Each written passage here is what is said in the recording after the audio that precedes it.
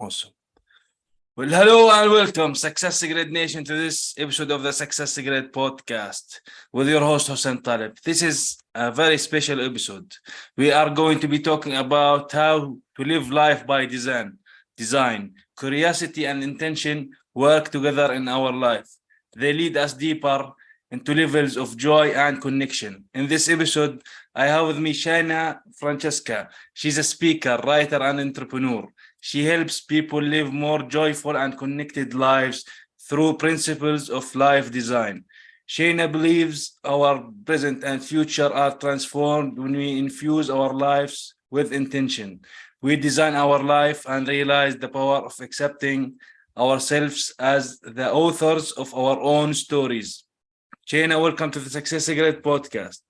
Yeah, thanks for having me. I appreciate having me on the show. Awesome to have you. So this is a very interesting topic, living life by design. So, Yeah. But first of all, I want to ask you this question I ask a lot of my guests.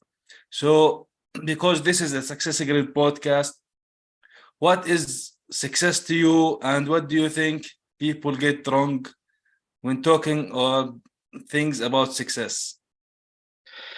For me, success is being able to spend my time doing the things that align with my purpose and align with what I feel truly talented and capable of doing, right? You know, success is that ability to let go of what I'm not great at and have other people be great at that. You know, success looks like being in community with the people I love, you know, and surrounding myself with other intelligent people who challenge me and who are holding themselves accountable for how they're moving through life. That's very interesting because like a lot of people sometimes connect success with how much money they have in the bank or these kind of things. So there is so much deeper meaning to success in life. So because we are going to be talking about life by design and your business, Consonate, this is your website name, right? So I want to start with that because it was interesting name for me. So how and why did you start this website and why did you name it that name? And does it really actually mean something? Yeah. Okay. So it's a real word. Consonate is a real word. And I grew up being fascinated by words and the power of words, right? And using the exact words that we mean is such a beautiful way of connecting, right? And so when I looked to rebrand my business a couple of years ago, I really wanted to choose a name that fulfilled the expansiveness of what it is that Consonate is about, what we do. Because when I talk about life design, I mean your whole life, right? Because we are alive while we're working, whether it feels that way or not, right? So I don't just mean your personal life, I mean every aspect of our human lives. And so when I found the word Consonate, I immediately knew it was meant to be the name of a business. And I actually keep the definition on an index card sitting right on my desk to constantly remind myself what it is and bring myself back to why and what I do as a business leader. And consonate means to arrange or blend together skillfully as parts or elements put together in a harmonious, precisely appropriate or elegant manner. So it really beautifully encapsulates what we do and how we do it. Yes, definitely, because we should live life in harmony, right? Yes, but now this is the thing. Yeah, so this is the thing. How do we live life by design when actually like most of us, like maybe 99%, I assume, we come into this life, right? And life itself takes us by itself without anything that we should be able to control it. We should control things, but life just happens. This is the saying, right? Life happens.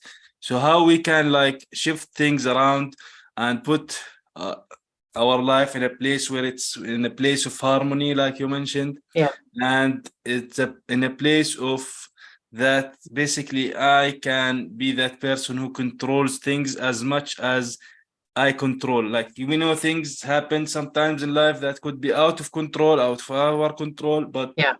we want to control the things that we can do control. Yeah. I look at it as a reframing instead of control, right?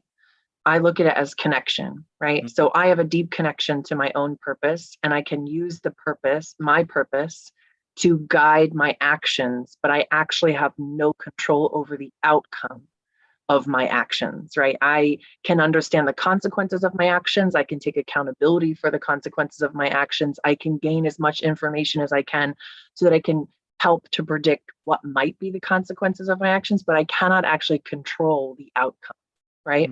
And so if we can shift that narrative from control, right, to connection and staying connected to who we are and what we're trying to accomplish and who we want to surround ourselves with and the kind of energy that we want to take with us through our life and the things that we want to feel and the things that we want to help empower other people to feel in their lives as well, right?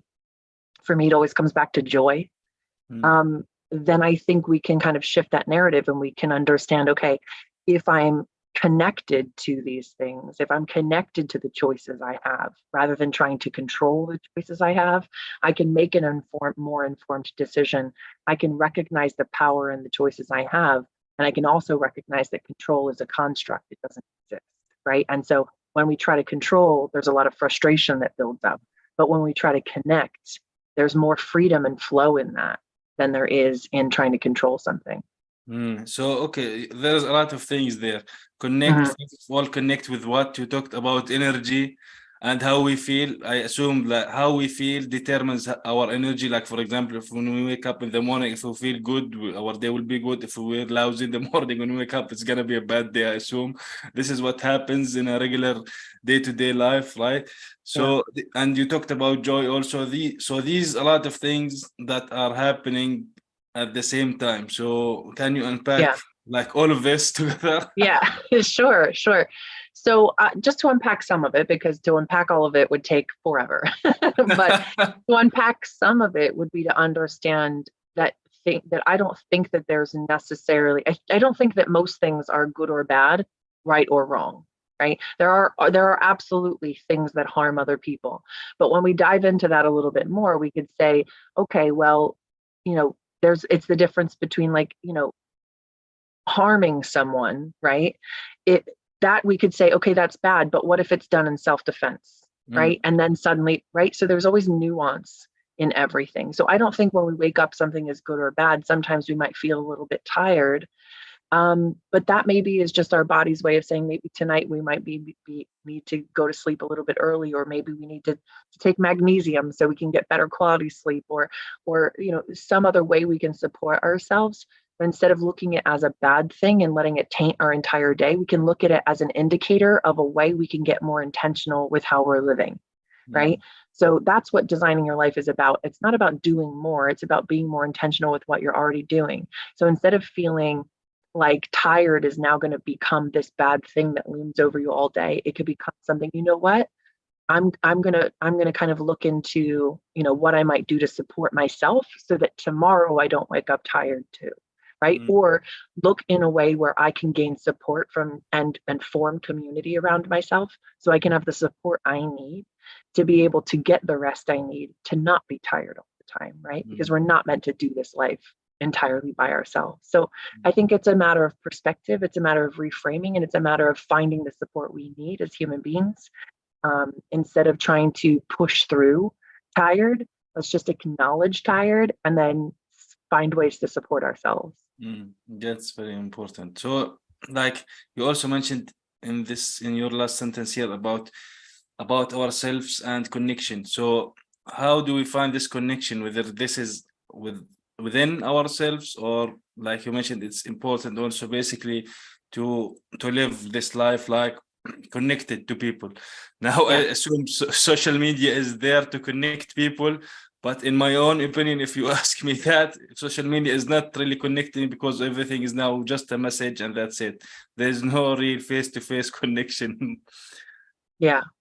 I think connection, to be truly and deeply connected to other people and this world, and an understanding that we as human beings are part of an ecosystem, we have to be truly connected to ourselves. And I think that comes from a sense of understanding better the world, our ancestral history, the places we come from, the people we connect to, understanding the world from the lived experiences of people not necessarily like us, right? Like gaining a larger perspective and understanding of the world also helps us to understand our place in that world, and how powerful we can be as part of the community of the world, of the community of other human beings.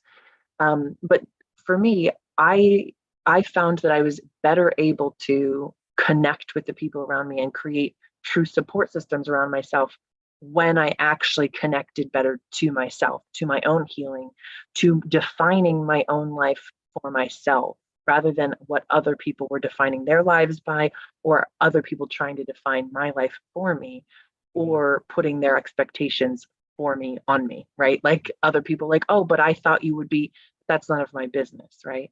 The only thing that is my business is what I want for myself and my impact on the world, right? Yeah. And so I think when we lean into that, we can truly connect to ourselves, and then truly connect to the people around us and understand what that looks like. Yeah. So basically, this human connection like involves a lot of things. Like for Yeah. example, accepting ourselves. Like it could be like about maybe our stories, our own stories, right? Because we have this certain when life happens to us, whether it's a bad thing or a good thing, sometimes we associate our past or past things that happened to us as in a negative way, in a negative outlook. Sometimes people don't want to share these kind of things. Sometimes when they are good, they don't want to share these kind of things with other people. Yeah. So do you think that this history of, let's say, us or this person is very important into being at the present moment and developing into the future self, for example? Yeah, I think owning our story is important. What made us who we are. I think it's also important to understand the difference between trauma and challenges, right? Because I don't think that trauma helps to connect us better to who we are. I think it functions like a veil, shielding us from being able to see who we truly are. I think challenges are necessary for growth. Trauma is not. And so I think it's important to acknowledge our trauma, to heal from it, and to find the spaces in this world in which we are safe to share our story, to find the people we can share our story with.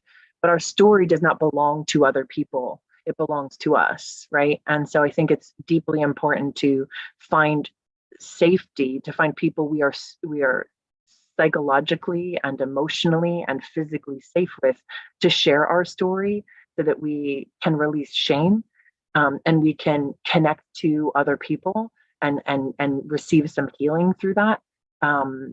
But again, our story is not for everybody, and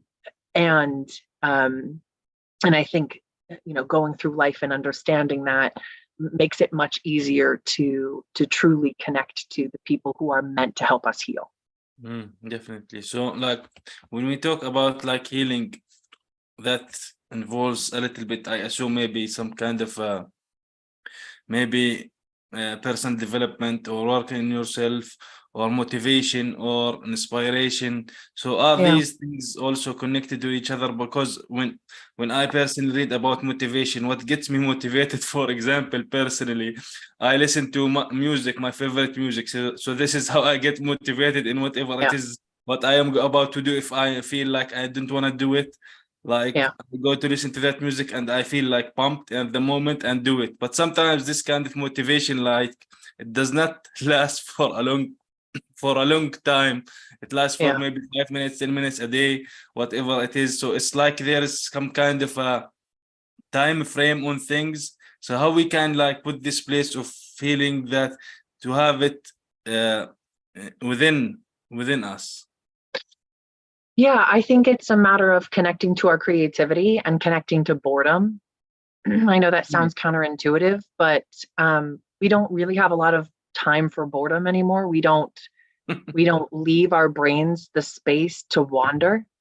And it's when our brains wander that our brains connect what seems in our conscious mind as disparate information. Our subconscious mind, when we enter into boredom, starts to make different connections between things, right?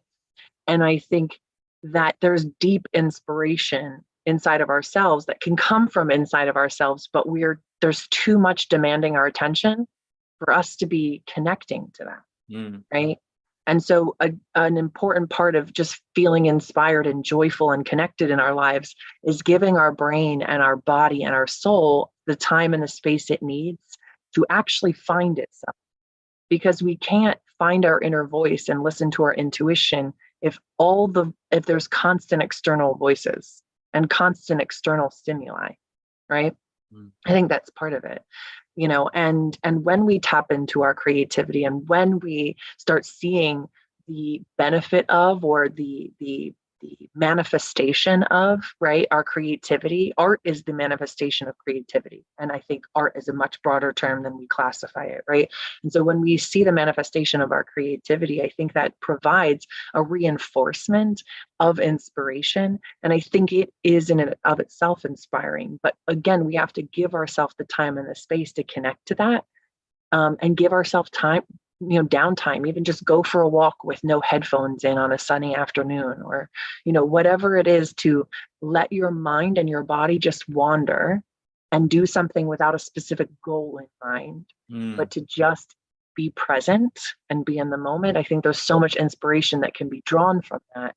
It doesn't have to be external, because I do agree with you that oftentimes external inspiration can be very short-lived. Yeah, so this is very important. You also here talked about creativity and boredom, which is basically like having a moment to maybe reflect. Or so are we talking here about some kind of meditation, like going for a walk without like headphone and listening to music, or listening to a podcast? So Yeah. so does that really help in to put the structure of things to be to organize our thoughts? Because sometimes, because it happens that a lot of people demand things from us, work demand a lot from us, our thoughts, like, I don't know, I read maybe, and some guest told me that like we have, I don't know, maybe 1 billion thoughts a day. I'm not sure, but it's a number that it cannot be imaginable. So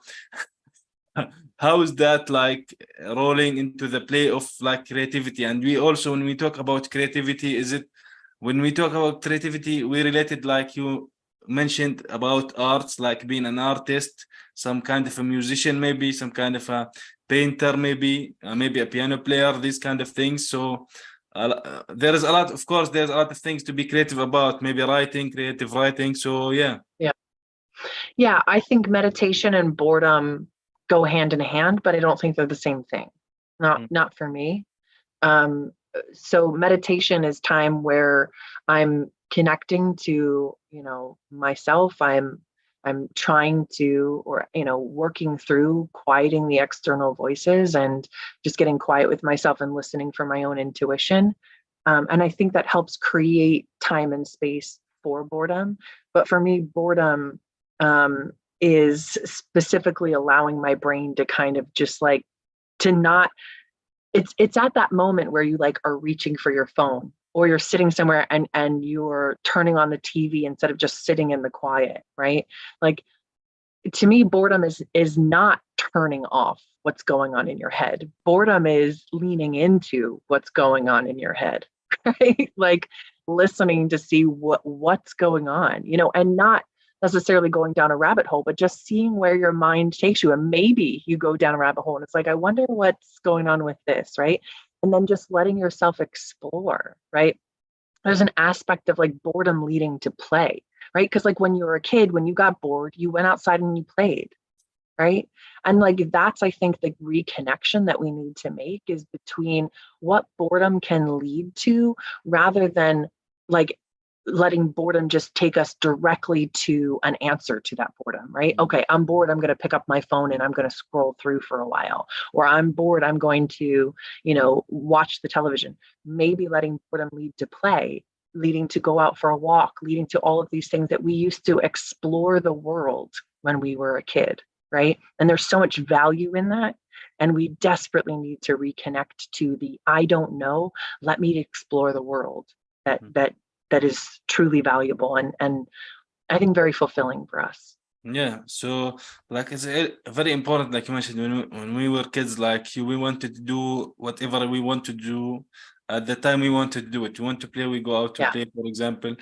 So you don't think about the risk, let's say, or the consequences of certain things that happening. So this is what we have, or what we should as adults do sometimes. It's let our minds be released and not let sometimes overthink things of Correct. the Yeah. consequences that might happen, because we Yeah. want actually different outlooks, different perspective on Yeah. things, whether from other people. Yeah, it's good, they might give you advice on certain things, but you also want to kind of analyze things maybe. So this is what you're talking about, also looking at the things that whether good, bad, and you want to put things that you don't want to have it back in your head, but sometimes it does happen, to reflect on that, to see it from different perspective. Yeah, this sounds silly, but like for me, sometimes it's, like when you're a kid and you go for a walk or you're going to the store and your parents are like, don't touch anything, stop touching, right? Like as a kid, we touched everything, right? Or at least I was the kid that touched everything. And so sometimes I go on a walk and my whole goal is to touch everything that seems interesting. I just want to touch it, right? Like I'm going to walk and I'm going to go touch that flower's petal, or I'm going to run my hands along the bark of the tree, or I'm going to touch the way that the seeds or the pine cones or whatever it is on a tree, like, or I'll walk past and I'll feel the way that a honeysuckle bush feels when I touch it, and then I smell my hand afterward and know that like, oh, that smells beautiful, right? Like all the things that allow us to explore the world around us and reconnect to nature and reconnect to exploration, right? Like anything we want to be good at, we have to practice, right? So we have to practice putting ourselves in a place of boredom, putting ourselves in a place of play, putting ourselves in a place of connection to the world around us, and remembering that we are part of an ecosystem. And that ecosystem is there to support us, and we are here to support it, not exploit it, right? And so getting into those places of play, it's like an honoring of those. It's a way of honoring ourselves and the world around us. It's a way of, there's just so much in it, right? There's so much vulnerability in play because when you're playing, you don't know, right? Like you don't know what's going to happen, and you have to submit to that and be okay with that, right? The feeling of swinging on a swing, or climbing on a playground. There's things that there's just so much beauty in doing that, and finding ways to explore the world in ways that we haven't in a really long time. Yeah, that's very important. Like you mentioned, it's connecting. Sometimes when you are out on a walk and you feel this flower or rose or whatever it is, it is the connecting with the nature out there. It's relaxing. It's good. And also you talked about sometimes humans. Sometimes we think that we have to build this kind of a wall and not be vulnerable, like on things, and we are like this tough guy or tough girl that we can handle everything, that there's nothing we can handle. Sometimes it is okay to be, I don't want to say weak, but vulnerable to certain things, and share this with other people around. Yeah, we all are vulnerable in some way, and pretending like we're not disconnects us from ourselves and each other, right?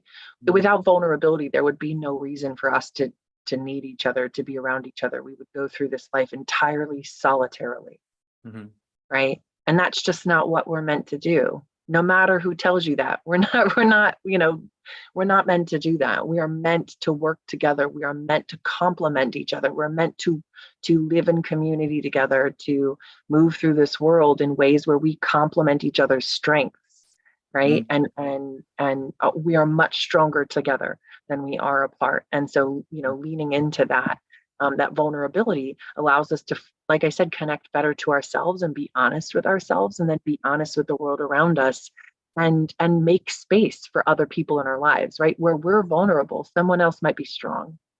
And by allowing that vulnerability to exist within ourselves, we make space for someone else in our life. That's very important. Like, you don't want to be this kind of person that that oversteps sometimes certain limits, maybe, but at the Yeah. same time is there to help and support other people, and Yeah. also support yourself in your own life. Yeah, that's where boundaries come in, right? Mm. So I think the reality is that for so long our world has looked for hacks, for shortcuts, for Yeah, all for easy, simple ways to do things. But there is nothing simple about this world. we We are meant to live in the gray. We live in the nuance. And it's really important as human beings that we embrace the nuance, that we get back to a place where we embrace the nuance of being human and being part of this world, because that is where true joy lives. Yeah, exactly. Like, because we cannot, as a human, sometimes we don't want to do that and block things out, because you will be basically miserable all day, Yeah, and you will be distancing yourself from either life itself, basically nature, other people. And as a humans, we are in general socials. This is how it looks like, because it's a community. You build yeah, a business with a community, you build a business with other people, you build a yeah, business from people. So there is no yeah. business selling to itself, I guess. So for example, Right, exactly. So pretending that we don't need the employees that, you know, help us run a company, right? Or create the company for us to run in the first place, right? And then create and help us to sell and share with the world what we do bring as a company. Like all of those things, recognizing the power in that ecosystem, right, is really important. Pretending that you can do it all on your own and those people don't matter is why you're seeing so many companies right now being unable to hire and retain talent, is because they keep pretending that the world exists in this place of imbalance of hierarchy, and I'm the boss and you don't matter because you're not the boss. Well, that's not the way the world works anymore, and it never should have worked that way, right? And so returning to a place of balance, or getting to a place of balance, is deeply important in this moment. Recognizing and honoring everybody's humanity is deeply important. yeah. And it's a huge part of our collective and individual healing. That's important. As you mentioned, it's like we are living in the gray. It's not everything is like white or black or white. So we have to live through it all, the good, the bad, Yeah. and the ugly, I guess. So Yeah, exactly. That's what it is to be human, right? yeah. Getting comfortable with being uncomfortable, right? Yeah, Right. but yeah, exactly. But the problem is sometimes, like, a lot of people like to stay in this comfort zone, in this circle, that they don't want to get out of it. They don't want to experience certain things, new things, because change in general for us also as humans means risk, means that we don't know. Fear means fear, basically, because we don't know if we are going to be successful. We don't know. We are also afraid of failure. What Yeah. if this happens? So this what ifs, these what ifs are really bad. So this is why, me personally, I try to do whatever it is, so there is no as long as I am not harming like any other being, for example, or people or animals or whatever it is, or nature. So you have to try that and do that. Maybe it would turn out to be good, and stop like having this kind of fear, because the things that you fear might turn out to be the good thing for you, that will maybe change things for you for the better. Yeah, I think we like comfort and we like to tell ourselves that whatever we're used to doing, we understand, like we understand, um, we understand, if we're doing the same thing every day, we're going to the same job, there's comfort in that, there's security in that, but there's no such thing as security. There's no such thing, right? There's this world by its very nature is unpredictable. And the minute that we think the predictable is safe, we're ignoring the fact that there is no such thing as predictability. like you might go to the same job for 20 years and think that that's predictable, but then you might get laid off, or they might force you to retire. There's still no matter what, being human, there is uncomfortableness. And I think the part that has become so harmful is our society tells us to lean into the same, that's what's safe, and that what's different and change is not safe. And we are kind of groomed into that our entire lives by, having to do the same thing at school every single day. And so we look for that regularity throughout our lives. But honestly, it leads to so much discontent, right? Like a life unfulfilled because we're just looking for sameness every day. There's discomfort in that. Yes, there's discomfort and fear as well. But if we recognize that there's discomfort no matter what, we can choose in what way we're allowing that discomfort into our lives, right? When I walked away from working for other people, that was a very scary moment in my life. But the reality is that my job was never guaranteed to me anyway. Nothing was ever guaranteed. And so the minute I could settle into that, then I could embrace the world in a completely different context and recognize that that no matter what, I think we just need to get comfortable with being uncomfortable, right? That's very important. There's so much to learn. There's so much growth there. Definitely, it is. It's about personal growth for any human being. You want different results. You cannot do the same thing every day, right? Correct. Yeah. Exactly. Yeah. And I think doing the same thing every day is deeply harmful to our mental health. Definitely. So do you think, Shana, I missed something that's important that you can add? Sure. I think, the one thing that I didn't really talk about was, curiosity when it comes to being intentional about our lives. I talked about play and I talked about vulnerability, but I think the thing that I always come back to is all those things are wrapped up in curiosity. And I think when we lean into that, we can begin to explore the world again and find a whole world of possibilities we didn't know were there, because we stopped looking, right? And so curiosity is absolutely deeply important to being intentional in our lives. Yeah. So it's basically like we were talking earlier about having the kid in yourself, right? Because kids always curious. Sometimes they eat dirt. So yeah. So have a bit of curiosity in you, right? Yeah. Yeah. Maybe don't eat dirt, or maybe eat dirt, whatever makes you happy. Yeah. What do you think some of the resources, tools, or books that could be beneficial to the SuccessGrid Nation, do you think? Yeah, absolutely. So I have a list of books that I absolutely love, but the one that I'm getting ready to actually reread is How We Show Up by Mia Birdsong, and it talks specifically about reimagining what it is to be community for one another and be connected to one another. And I think it's deeply important for this moment that we be able to reimagine that and to see what might be possible together. So I highly recommend that book. Yeah. Awesome. So I want to thank you for being here today with me. So where can people get in touch with you so can learn more about you and what you can do for them? Yeah, absolutely. Check out my website. It's www.consonate.world. I'm sure it'll be tagged in the show notes. My email's there. My phone number is there. There's also free resources there, videos and a couple of PDFs that kind of help dive into that.